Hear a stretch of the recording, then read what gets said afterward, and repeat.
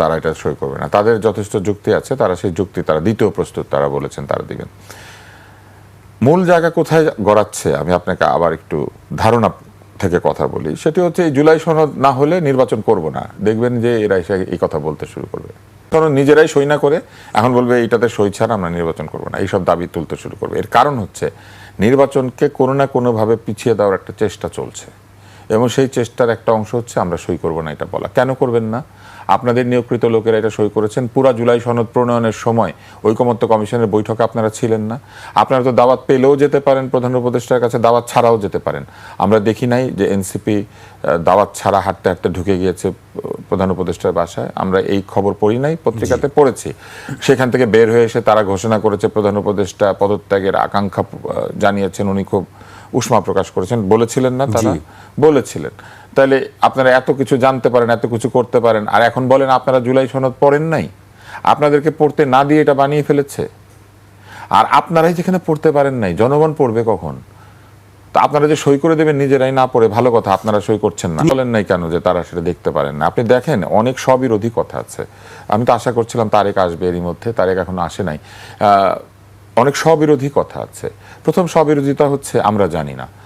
যে বিষয় আপনারা বসে বসে মিটিং করে বহু চা নাস্তা খেয়ে সুন্দর জায়গাতে সুন্দর পোশাকে, এমনকি ছবিও তুলেছেন, গ্রুপ ফটো, আপনারা জানেন না এটার মধ্যে কি আছে? এই কথা বললে একটা প্রশ্ন আসবে যে এই যদি আপনাদের অবস্থা, আপনারা দেশ চালাবেন কিভাবে? এরপর আইন তৈরি হবে, বলবেন আমরা জানি না, কে বানিয়েছে বুঝি না। কারণ সংসদে আলোচনা হবে, আপনারা সেখানে উপস্থিত থাকবেন, তারপরে সংসদ থেকে বেরোয় বলবেন যে আমরা জানি না। এটা তো সংসদের মধ্যে আলোচনা করেছেন আপনারা, তাহলে জানেন না? অন্তত নোট নেন নাই, একটা খাতার মধ্যে, একটা ডায়েরির মধ্যে নোট নেন নাই কি আলোচনা হচ্ছিল। সেটার সাথে যদি কোনো তফাৎ থাকে এখানে, সেটা বলেন যে আমাদের নোটের মধ্যে এটা আছে, আমরা মিটিংয়ে এটা লিখে এনেছি, আর দেখেন এটা লিখেছে। জানেন না মানে কি? না জানার তো কোনো সুযোগ নাই। নিজেরাই বসে বসে আলোচনা করেছে। আমি আর আপনি যে আলোচনা করি, কি লিখলো আমি জানি না, কারণ এটা রেকর্ড আছে, আমরা দেখি। অথবা আমরা নোট নিয়েছি, এতগুলো লোক গিয়েছেন, আপনাদের দলের প্রতিনিধিরা গিয়েছে, এমনকি আপনারা এত ঘনিষ্ঠ যে জাতিসংঘে যখন প্রধান উপদেষ্টা গিয়েছেন, আপনাদের দলের প্রতিনিধিকে সাথে করে নিয়ে গিয়েছেন। আপনারা তো এইটা জানার চাইতো, এমনকি জাতিসংঘে কি হয় এটাও জানেন না, হলে ওখানে গিয়ে কি করেছেন? তো এত কিছু জানেন আর এটা জানেন না, এটা কি মানুষ মানবে? এটা তো স্ববিরোধী। দ্বিতীয় কথাটা শোনেন, আইনি ভিত্তি দিতে হবে। কিভাবে আইনি ভিত্তি দিবেন? আইনটা প্রণয়ন করবে কে? নতুন আইন তৈরি করবেন সরকার আদেশের ভিত্তিতে?